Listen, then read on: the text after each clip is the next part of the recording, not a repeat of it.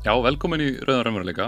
Þar síðustu helgi þá var Stjórnmálaskóli Sósíalistaflokksins með erindi nýlendustefnuna, áhrif hennar á samtíman.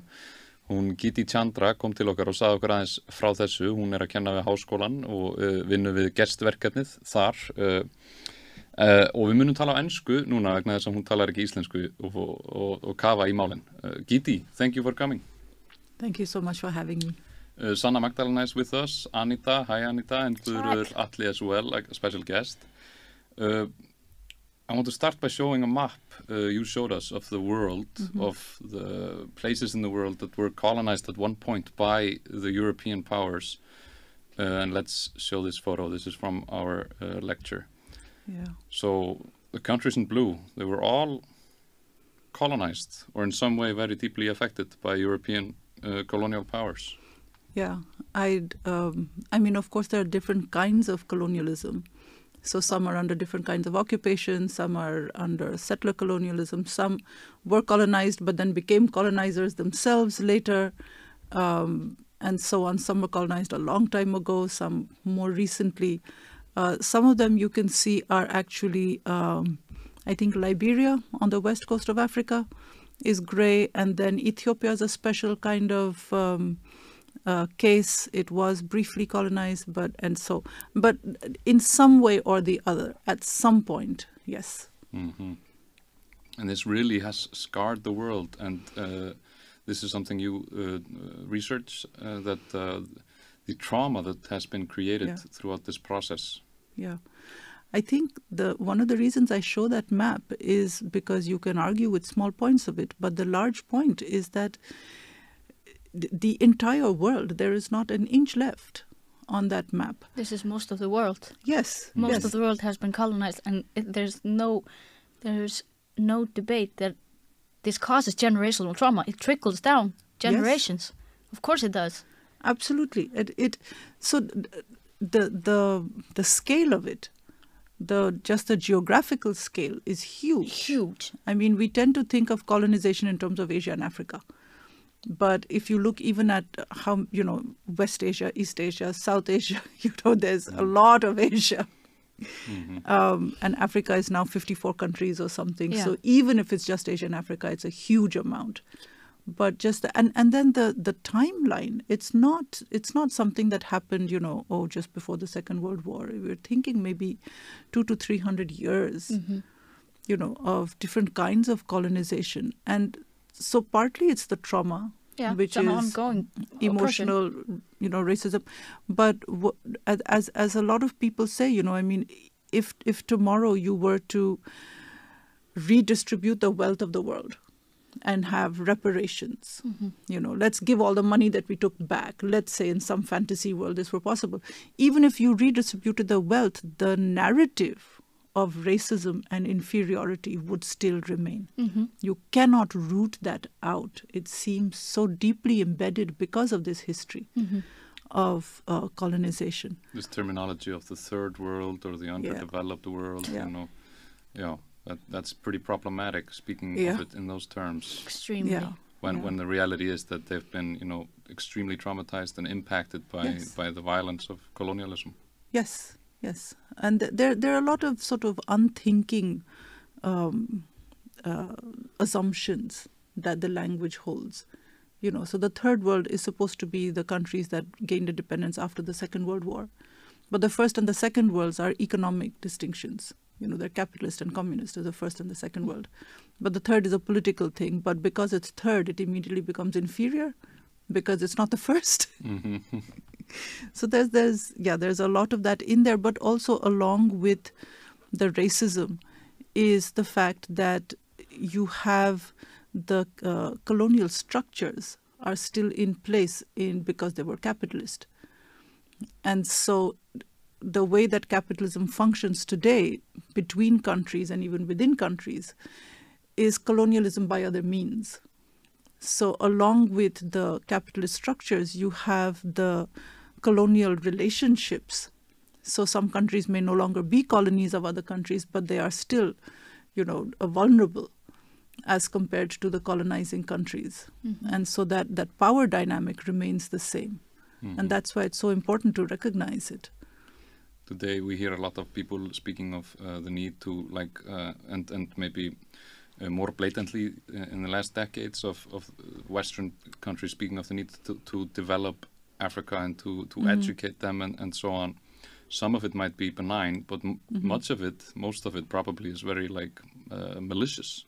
Yeah. Because malicious. Like leaders of Africa who've risen up, like Thomas Sankara, speaking about international loans and food aid programs that are seem to be designed to keep their economies down and reliant on the West. Yeah, reliant. And making them unable to develop their own economies.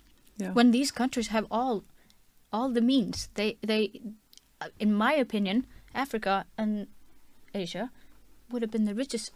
They technically are the richest in like gold and diamonds and cobalt and all of this. Yeah. But somehow we figured out a way to take it away from them. And we call them savages and third world. In my opinion, calling someone calling them a third world country is calling them a third class. Yeah. You're classifying them. Yeah. Yeah. It's horrible. Yeah.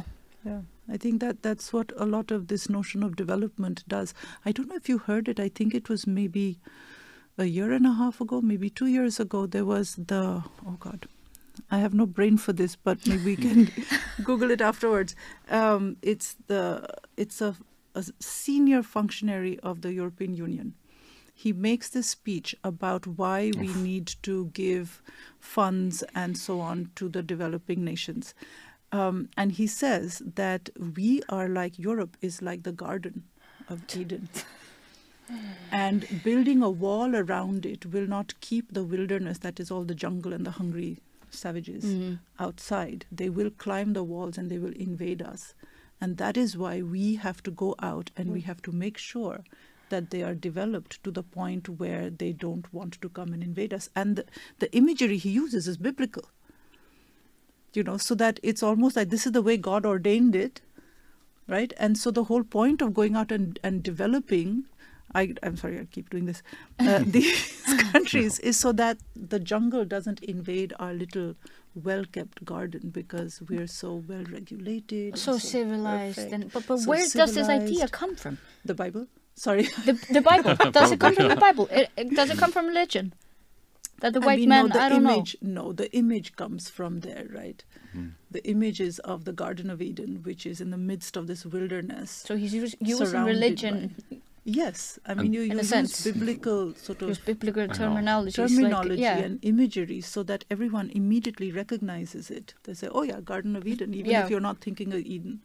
Because people in general are religious, or they know about it. I mean, I'm not Christian, but I. Yeah. And this European commissioner, he was saying this in 2023 or 2022, something like that. But just in the last couple of years. But this is very, very similar to what Europeans were saying in the 1600s. Yes.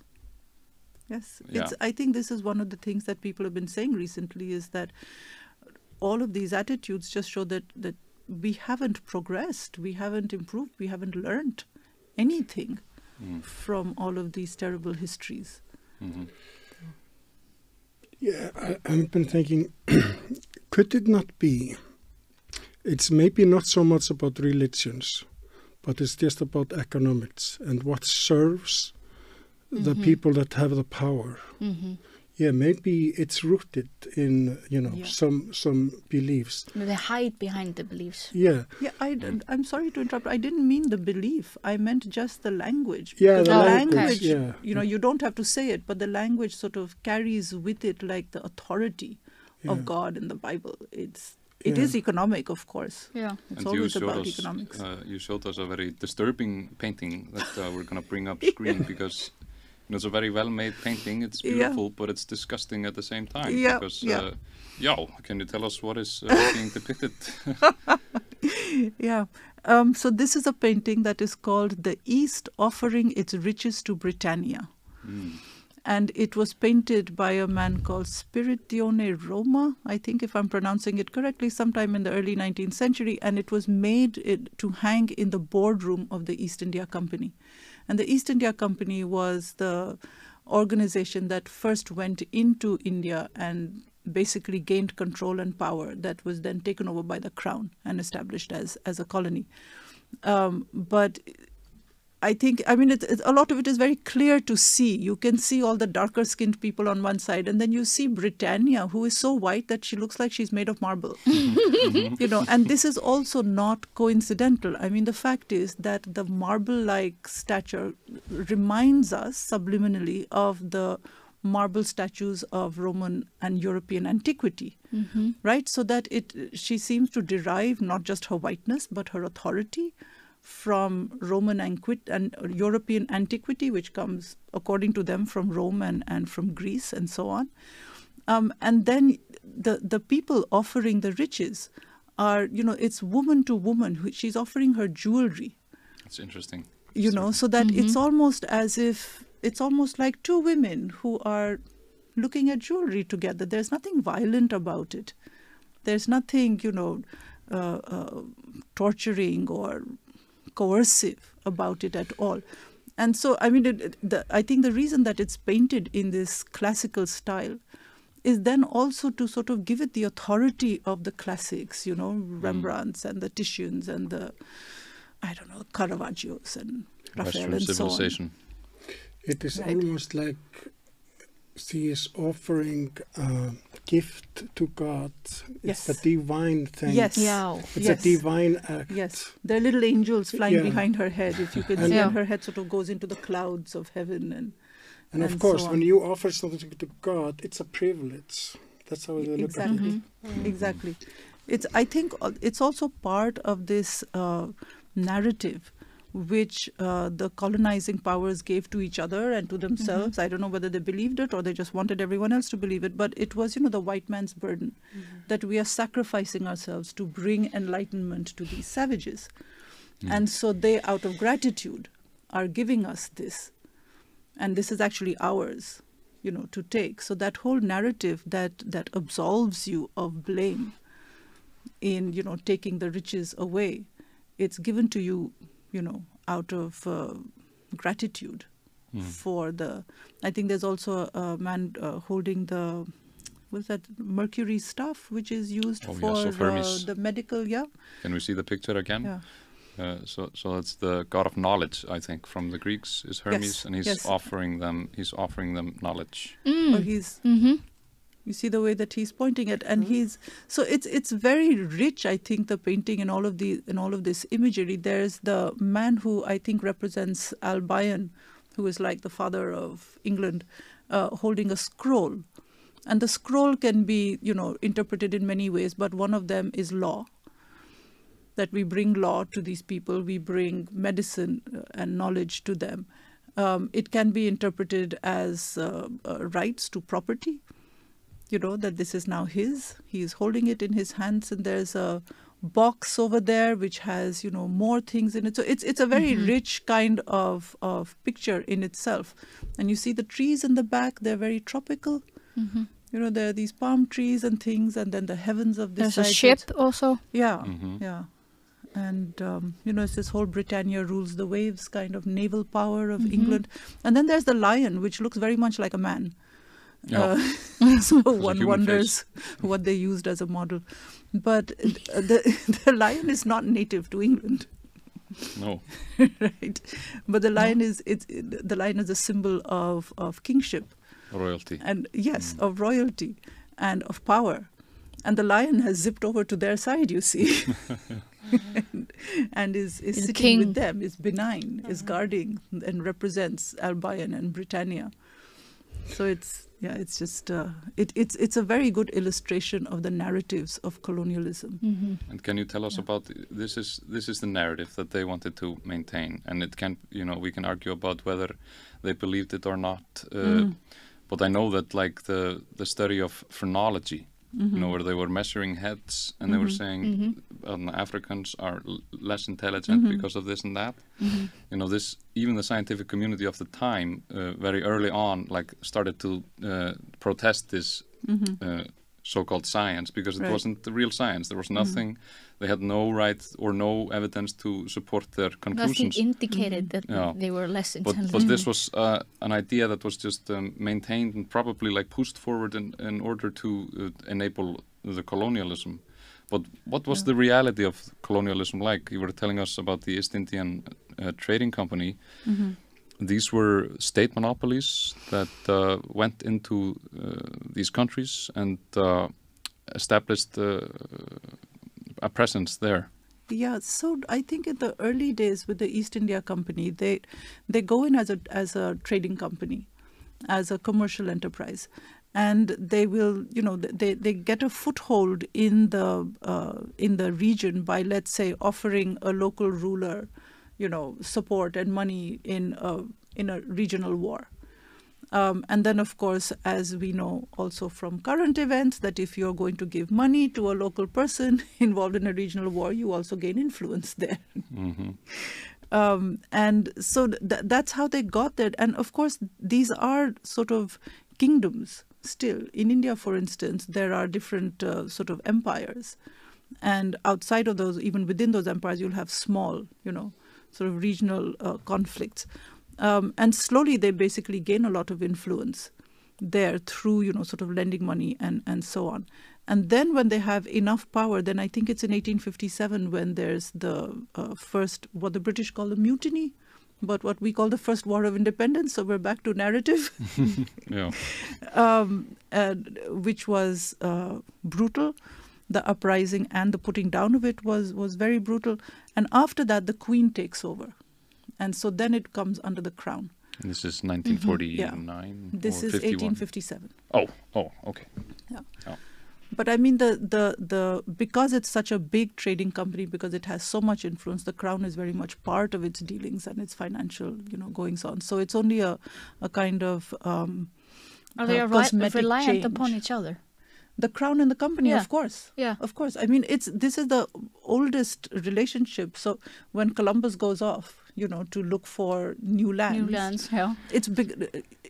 Queen Isabella puts the last of the coffer's silver into his boats because they are desperate for money. They're desperate for resources. Europe as a nation sets out on explorations and risks all its money and its lives and its men and its ships because it has nowhere else to go. And so it is very much between the commercial and the state.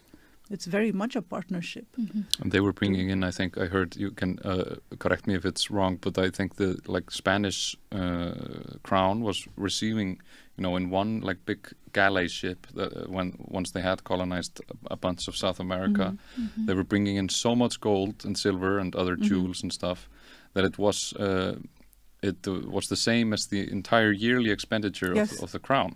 Yeah, I'm sure. I don't have numbers, but I'm absolutely sure. Yes. Wow. And this is one thing you were mentioning in your lecture, that the story we in Europe are often given, and in the United States, is of Columbus. As a good example, is that he's a great explorer and a great hero of civilization and so on. He got lost. Founded America. Yes, but this is a struggle in itself of teaching real history. Because we've in America we've had some progress on this in the last few years, where people are starting to teach the correct history of the Europeans coming over, and It's then so of slavery whitewashed. and so on. But now we have So this whitewashed, yeah. But now we have this reactionary wave, a very strong reactionary wave, where people, Donald Trump was saying that they're teaching our kids to hate America, and so on. But the thing was that people were just starting to teach the truth. Yeah, I mean, what can I say? I was watching a Trevor Yes. Noah stand-up comedy the other day, just to lighten my mood. And he was talking about this, and he was just saying they gave the guy actually he gets a special day, he's acknowledged, and he didn't even find the right country, he didn't sail in the right direction. Yeah, Columbus Day. It's and when there's maybe discussion of kind of not celebrating that day anymore, then people are like, oh no, you can't take that away from us. Are you just going to storm in here and take this away from us? And Take it's like what the- away? It's yeah, like, the it's same like narrative. one day off school. Yeah. Or But he is like the representation for actually taking things away Yeah, from, you know. exactly. And I think it's just really interesting how we can kind of see like the images around colonialism. They kind of in a really smooth manner kind of like enter every aspect of your life. Like I was watching a movie, and in the beginning you can see like the name of the production company, and I think it was like Columbus or something, and then on the screen it's like 1492, so it's like they're brainwashing you. It's just like a regular kind of rom-com movie, like on the TV. I was just going to watch a movie, saw but something, it sips into and it's the like, unconscious mind. like production company called, I think, Columbus something, and it had like the numbers 1492, so it's like everywhere around you, kind of like this narrative of the people that kind of and being hailed as some kind of hero. And this whole notion of discovery He didn't discover anything. didn't exist before he had discovered Yeah, it. yeah. You know, it's a very philosophical sort of proposition. Did the U.S., not the Yeah. U.S., but did the Americas exist before Didn't Columbus saw it? exist Clearly because it not. wasn't as we call civilized, because they lived a different way. Oh no, it doesn't exist. These are just people in the jungle. Yeah, you spoke a lot about those contrasts of like Western civilization, whiteness. You had they think of themselves, you know, the European colonizers as rational and civilized, mostly male. You know, As we are not. They are compassionate. They're like doing God's work. But and the Africans and South Americans are like spiritualist. They're more feminine. They're dark. You know, they're like animals, and this relates a lot to what is also happening today, and also the discussion today, where you have Western liberal thinkers like Sam Harris and Steven Pinker and many others who speak of Africa and South America today in similar terms, of them just being corrupt, of them being irrational or lazy, or Like we are not stuff like corrupt. Like everybody else is not. Yeah. But it's, I think we're the biggest corruptors in the world. You just Definitely. hide behind nice clothes and nice watches and stuff. When The only difference. when it was revealed that Samherji, the fishing company here in Iceland, was basically stealing quota in Namibia, Bjarni Benediktsson, the chairman of the Independence Party, was asked about it, and the first thing he's saying is well, there is so much corruption in these countries, what can you expect? In these it's countries, not our fault. No, it's not our They're fault. corrupt, They're we have just to so be corrupt. corrupt. Entitlement. There's kind of like a chance to Entitlement, entitlement, because they are like this, act in this way. It allows us to do it as well. Kind of like, I think it's really interesting, the narrative, like us versus them, and the kind of entitlement, like, oh yeah, we're really helping them here, so we are allowed to take everything from their. they're so corrupt. yeah, We have to help them. It's there's also, you know, Christopher Hitchens' old but still current formulation, which is the Islam and the rest of the world. So it's Islam and civilization, and so there's this. I mean, it's worse than just the West and the rest. It's also then the rest becomes, you know, sort of marked with a particular kind. So when they say Islam, they don't really mean the religion. They mean this whole sort of Arabs. They mean this whole sort of region of people who could be any religion, whatever, it doesn't matter. And then this leads to all kinds of other, you know, binaries. So the minute you start demonizing Islam, then it becomes possible for everybody else also to sort of. That's what we And have done. it's flying in the face of history. Yep. It's literally and that's one of my pet projects right now. Is I'm working on a project on decolonizing higher education, because it's, you know, if you don't teach this, if you don't teach the history of, I don't know, philosophy or science for that matter, then you're constantly, as a teacher in a classroom, you're constantly participating in this narrative that modernity is European. So everyone's happy to say, oh yes, the Indians, the Greeks, the, you know, Arabs, oh, ancient civilizations were great. But, after that, there's nothing. Now they're That's not true. underdeveloped and so on. Nothing about that You is know this true. and I know this, but people are not taught this. So if you think of, there's that hysterical moment in the US where someone discovered that algebra is an Arabic word and that the numerals are actually Arabic numerals. It comes from them. Yes. And they're like, you're teaching our children Arabic math. Well, yes. It's just math. The fact is that if people don't know the history of the development of the sciences, for instance, or even technology for that matter, then you have this whole narrative that modernity belongs to Europe. Europe brought modernity to the world. Such a faulty way of thinking. So you feed back into this old Orientalist narrative that the West is, scientific and rational and progressive and enlightened and all of that. Whereas the East, well, all right, it may have had its heyday in the ancient days, but now it's like nothing like that. And so that entire, 1,000 years, 1,500 years in the middle between, I don't know what's called ancient and contemporary, is just, it vanishes. And this is especially relevant today because of the genocide that's currently happening in Gaza and people, the Israeli government and Western liberals, many of them, news companies, trying to say that Hamas is exactly like ISIS. Which is just a terribly wrong thing to say. Yeah. I agree. It's an armed resistance, in my opinion. It is, yes. And Palestine legally has the right to fight for occupied land that's been stolen from them. But, the Middle East, the West Asia, these countries, they've been so destabilized by imperialist wars, by colonial powers coming in to wreak havoc that it's no wonder that they are destabilized like that. They have, people just lose grip. They're desperate. They start raiding. They start stealing. And this is what happens. We do the same? But I think it's interesting, because when we speak about other nations and get what are the news media companies telling us? I mean, we get news when something is really destabilized, when the war breaks out, when there's fighting, but we don't really get maybe a lot of news or episodes or discussion about how things are going on in these countries before something erupts. So it's not like we've been having a lot of shows, I think, in Iceland about the community in Palestine or kind of the culture or stuff like that. But as soon as there's like a war or corruption or something, then it's like, oh, look, see, it's all like, savages and terrorists. We don't get news of the settlers in the West Bank stealing land, killing people, and waking them up in the middle of the Gaza. night. We don't hear about that. Raiding their homes.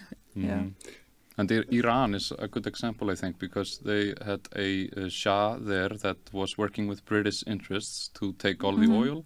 And then you had like a democratic revolution there where people were saying, no, we want to use the oil to build our nation. And they did. But then the CIA and England orchestrated a coup where they reinstated a Shah and started again taking the oil. And then a few years later, the situation brewing, you had another revolution, but this one was very religious.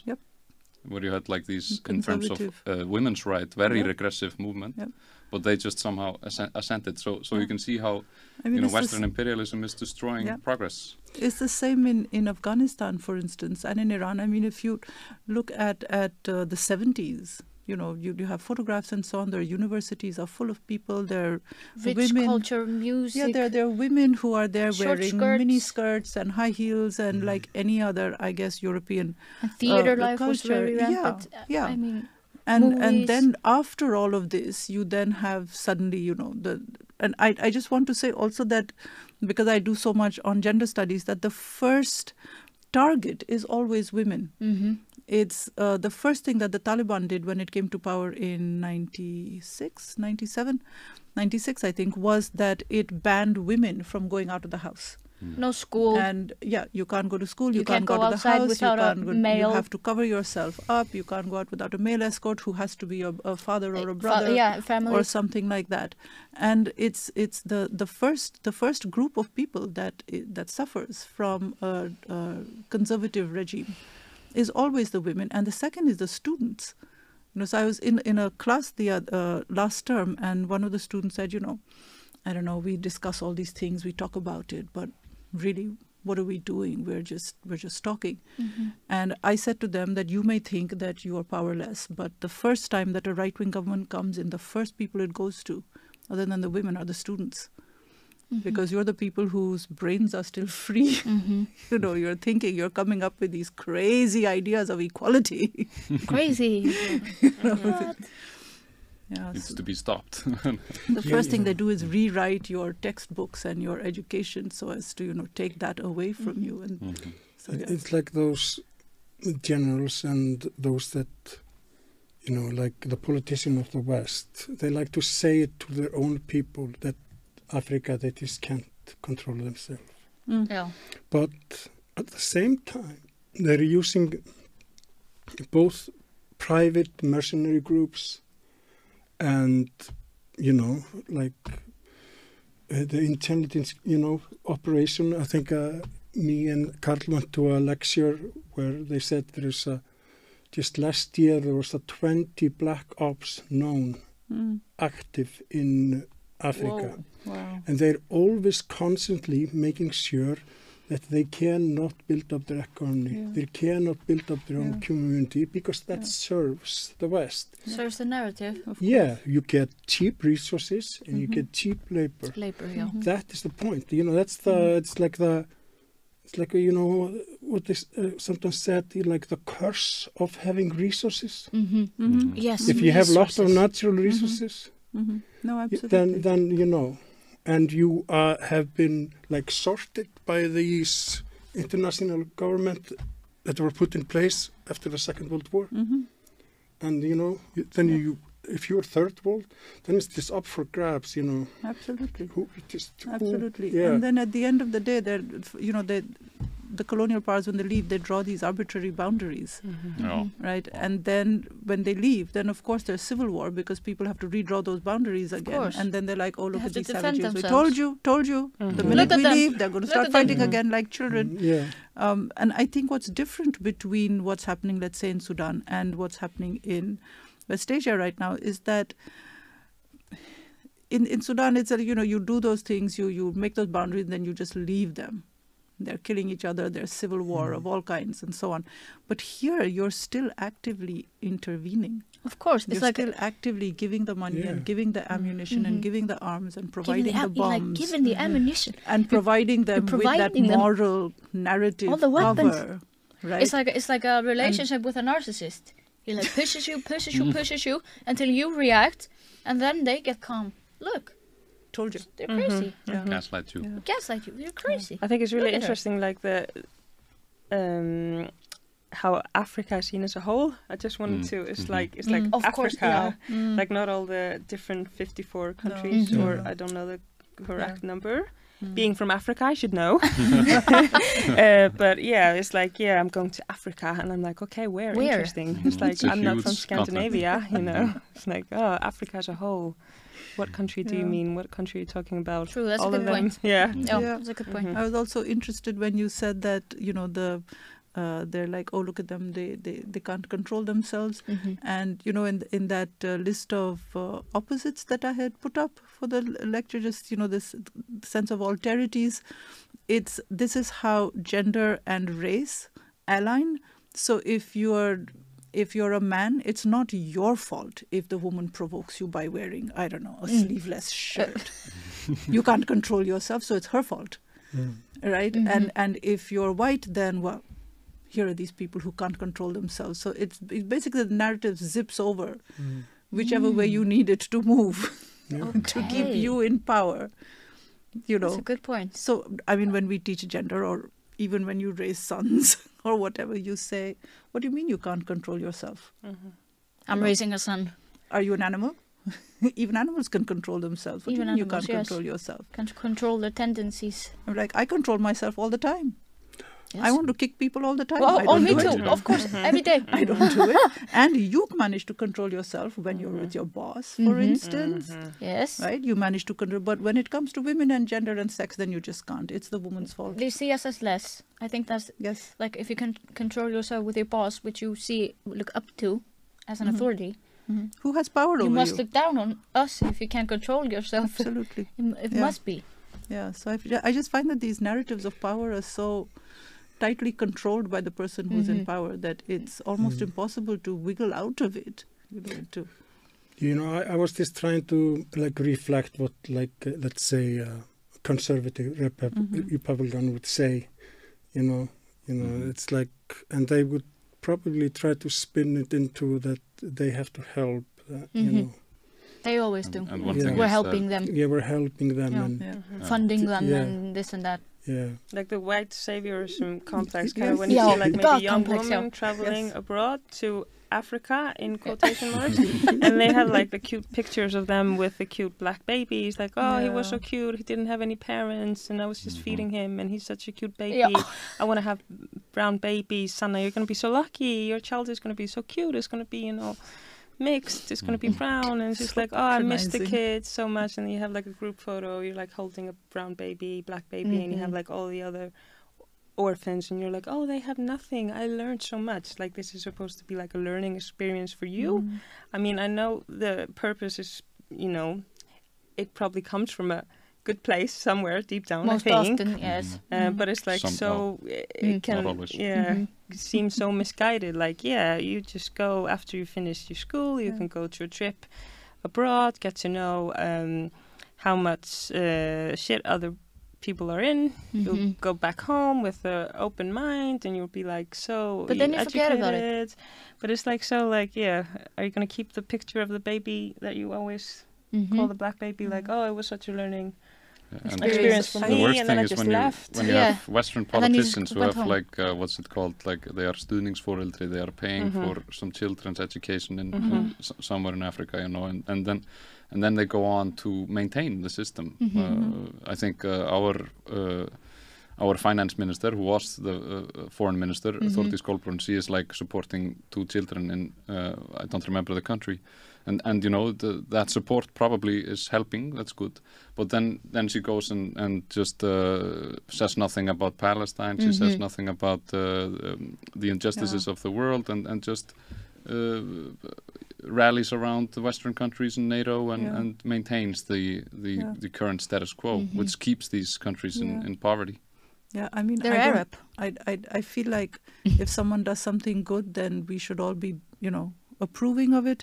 But if that something good is offset by this refusal to actually walk the walk somewhere else, then it reminds me a lot of that carbon footprint price that you can pay, It's like, I'm going to do this, I'm going to take all these many flights, but then I'll just pay into this and absolve myself. But I also wanted to say, since I insert decolonialism into everything, is that when young people travel to, places in Africa or Asia, or want to come to India and work with Mother Teresa's organizations and so on, a lot of it is, and this is a real sort of social, pressure. It's a social, where they're applying to universities abroad. And when you apply to, and by abroad in India, we usually mean India or the UK, the US or the UK.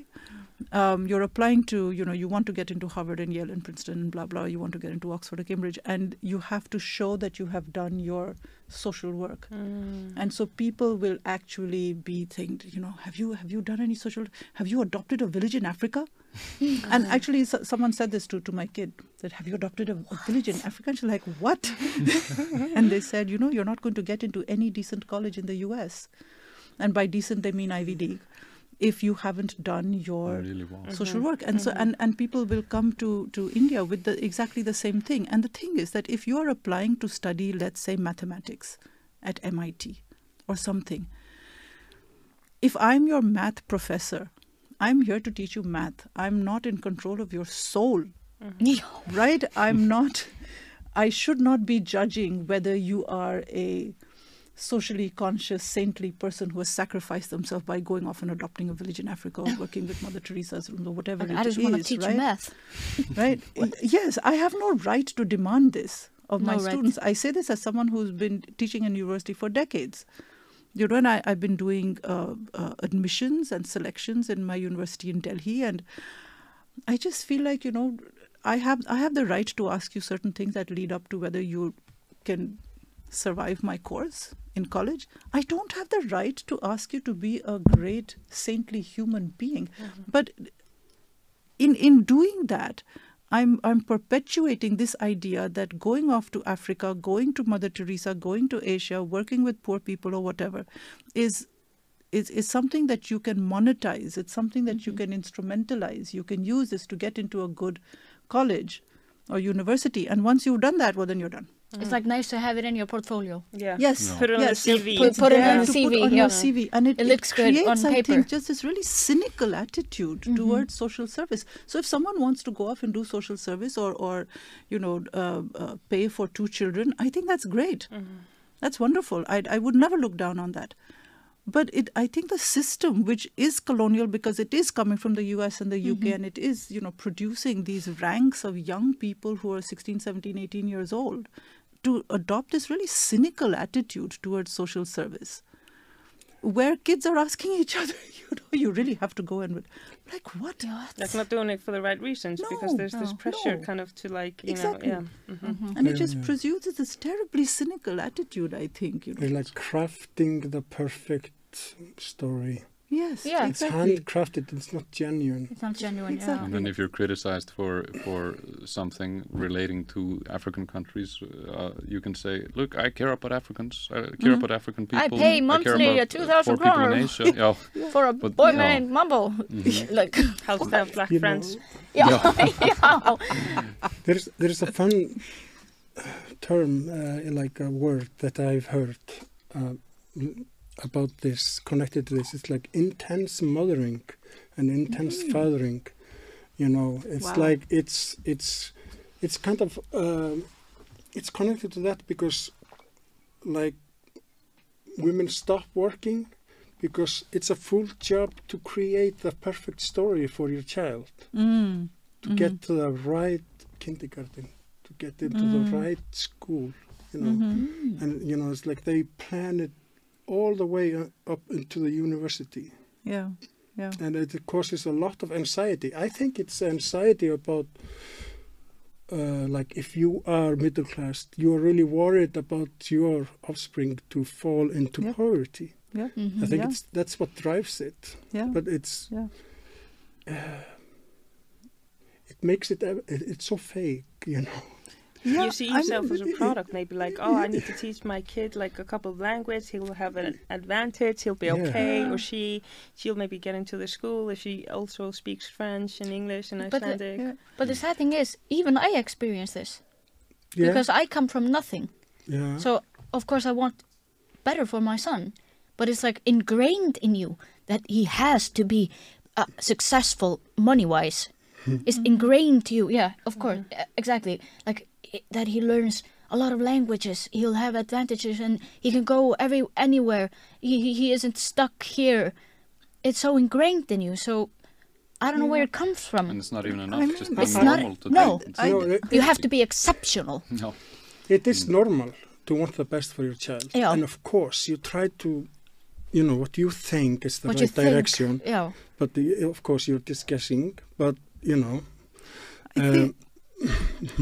I think, for me, for instance, I come from upper middle class India. There's a huge middle class in India. So there's an enormous variation. But my father was a government officer and we were a single income family. And so while he had the benefits that a government job offered you, which is cheap housing and so on and so forth, we never had a lot of money.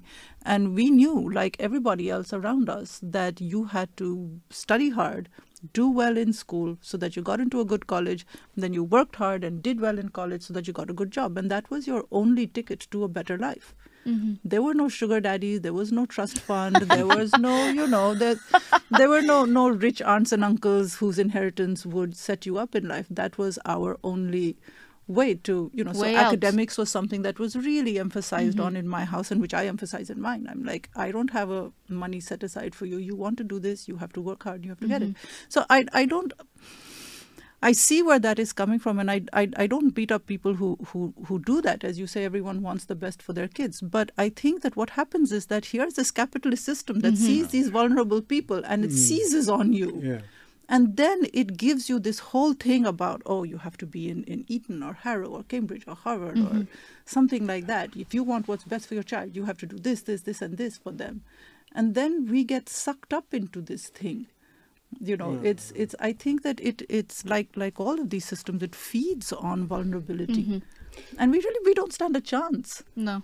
I mean, I was one of the few, parents who in my for my kids groups who was not like constantly agitated about, are you sending your kids to tuition? I'm like, I'm paying the school to teach them. No, but if you send them, give them extra tuition, they'll do better than everyone else. And India's such a large country that there's so many people competing for that one spot, whether it's in a good school or a good, university or a good job. There's so many, so you have to be competitive. Otherwise you're not going to get that job, right? So I see that. And I think that it's just that we are vulnerable. It's such a But sad then way this of whole life, narrative, if you think about it. just sort of sees vulnerability and it feeds on it, and it's like, it's like I'm not judging the individuals. It's the system in place. It's how the community is controlled. Like who. How did, the social, now I'm missing the word, but I think you guys know what I mean. So strange, like it should be enough to just be a plumber or like a normal person who's productive and a contributing member of society. A job is a job. Yeah, and it's a dangerous thing, I think, if everybody is caught up in this rat race of trying to make it on their own. And nobody gets the chance to like slow down and look, where is this going? What's happening? And we see now what's going on, with the planet, with the climate. The economy is just eating it up, creating a lot of problems for the future. So maybe we should slow down a little bit. Live life. On your deathbed. People always say, I wish I didn't work so much. That's the number one thing. I wish I hadn't worked so much and just spend time with my family and friends. Quality time. Quality time. I want to say, because I poop on everyone's parade. Please. In corporate culture, this idea that take charge of your own health, slow down, come and do corporate yoga, and the idea, you have yoga for suits. I think it's called. What? Right. Yoga for suits. The men in black, they go and do yoga. Amazon has like a meditation chamber for the Yes, and they have meditations, and they'll have these little places where you can go where the birds are chirping and you can calm down and so on. But the thing is that it's this very I'm going to say neoliberal way of putting the responsibility for your happiness on you.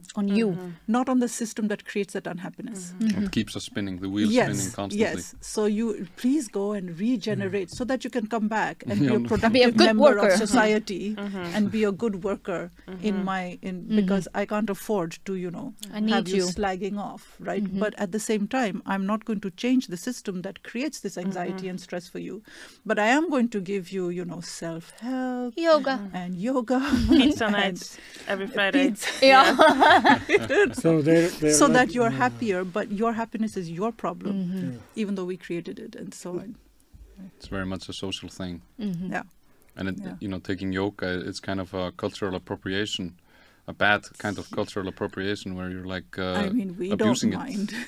You can take our yoga. We don't care. It's all yours. Can I add something just short, because we were talking about advantages, if you want to, because everyone is kind of racing in this life. It's just you need to get, we're all racing. Get ahead. Get ahead. And I actually received a comment the other day. I haven't really said this out loud, but I received the comment I had advantage because I belong to a minority group. So this was a good thing for me. And I sensed the conversation or the comment kind of because you look the way you do, you get an advantage in this competition. Because they're trying to fill up quota. I thought it was kind of I was okay, because it's so good being a minority, being called nasty names that I don't want to, the N-word and stuff like that. They should try it. Wow. Yeah. So I thought it was really interesting. You be a minority instead. Yeah. I'll be white. But I think guest. this is maybe like the frustration. People that experience poverty, people that experience that something their needs aren't being met because of the capitalist society we're living, and then we have the authority kind of like blaming the other, like foreign people, like, oh, they're taking everything away from you. That's the reason why you're so poor. So this is kind of like the discourse that's been going on, like put the blame on people from another country instead of looking at the rich people, the authority, the government. Schrödinger's immigrant, right? Who's too lazy to work but also is taking your jobs. Yeah. Yeah, that's what I mean. You know, we should all learn from each other, from different cultures. But when they're like doing yoga classes in the corporate boardroom, you know, and you know, look within and blah blah blah, but they don't actually reflect. They don't do any like serious reflection. It's just about it's a goal-directed thing of like getting you to be more effective and productive. Yeah. Calm down, go company. back to your table. Yes. Yeah. One thing we should discuss that was mentioned in your lecture last Saturday is that, and this shocked me, is how when, you know, the national liberation movements were starting in the colonized parts of the world, World War II had just ended, and the English were getting away from their colonial states, and they were hiding evidence. Yes. They were trying desperately to burn documents, burn stuff that could show just how ruthless they had been. And I was surprised how very much has been burned away. Me too. I mean, it seems that the files that they saved, and they saved those files, who knows for how many different reasons, but one of them given was that if someone should write the decline and fall of the British Empire, like they have of the Roman Empire, they will need this, you know, paperwork. They'll need some evidence. And there's a kind of pride in this empire that we had built. And if we destroy all the evidence, who will remember it? Generations to come will never know. Who will know what we did that we were so great. And that kind of sort of ego or narcissism, I think, was a large part of what they saved. But they saved, don't quote me on this, 1.2 or 1.3 million files, of which 8,800 were made public. And so if you can imagine that the amount they burnt was the rest of the iceberg under this little tip, it gives you some sense. So I think what they have is like 300 meters, maybe 3,000 meters. I don't know. But of files. Of files that they have saved that were sent. But the rest of them were burnt. And they were told, I mentioned this in the lecture because I find it hysterical actually, that when they started burning these files in Delhi, then there was this huge cloud of smoke that hung over the city for a week because of the amount that they were burning. And this was so embarrassing to the authorities because it's like sending smoke signals up to announce your guilt, right? Your sins, your horrible crimes. Yeah. And so another memo went out where they said, please stop the burning. And then they gave like very specific instructions, size of crate, how many papers you can put, what you should line it with, how much you should weight it down, how many nautical miles out to the sea you should take it and then sink it so that the current doesn't bring it back. Oh, Jesus Christ. Right. This was very thought out. Yes, very planned and methodical way of ruining and the thought evidence. that went into this, you know, to make sure that was destroyed. And when you destroy it, then it's possible for the crown to say to these survivors of the Mau Mau rebellion who came to England to demand reparations, there were 5 of them and they had been tortured during the rebellion. It's possible for the crown to say it never happened because who's going to prove it? Who will prove this? If there's these 5 old black people who turn up and say we were tortured, you're like, you know, are you going to believe me, the Queen, or these 5 black people? Poor people are just in it for the money. They Yes, who are money. just, you know, in it for the money and who knows, and anyway, they're black. So And you told us we still have a lot of classified documents today that have not been released. So there's a 30-year statute or whatever of expiration, after which classified files should be made public in England itself, and these have been there for the last 75 years, so it's illegal even by their own laws. Where are they kept? They're kept in a place called HEW, in a building. in England. Okay. Yeah. Might we see You can- plumes of smoke the years before it's supposed to Yeah. be released? Maybe. Certainly there was a fire. The dog ate the homework. I don't know, but the reason I gave this tremendous sort of example of erasure is because it goes along with other kinds of erasures, and so why don't we think of I don't know, the 4 million that died in Bengal in the famine is a very famous now example. During but World War II yes, in India. Yeah. Yes, when the food was all redirected to be stockpiled actually in England. It was not like they had a shortage, but just in case the army needed it. And so they took all the food and moved it, and that's why they had the trains running the way they did. Moved it out of India so that in Bengal there was a man-made famine in which 4 million people died. And so, I mean, I think that it becomes possible for us to not just not know what happened, for the rest of the world to deny that it ever happened, but also then we ask ourselves, well, but whose history survived? And how did they survive? Why didn't this survive?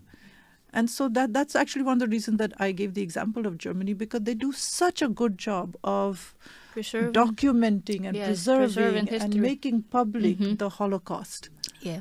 But imagine if they did this also with their the African concentration camps. Imagine if they did this with what happened in India. And I mean, I was saying in the lecture that it's my life's work has been to look at this violence. And I won't say it's not easy. It's bloody impossible to do it. It's very, very difficult. So I'm not saying go out and look it up. It's all there. But the kind of things that they're hiding are horrible. Just horrible, horrible. And then this entire veneer of Western civilization would just fall apart.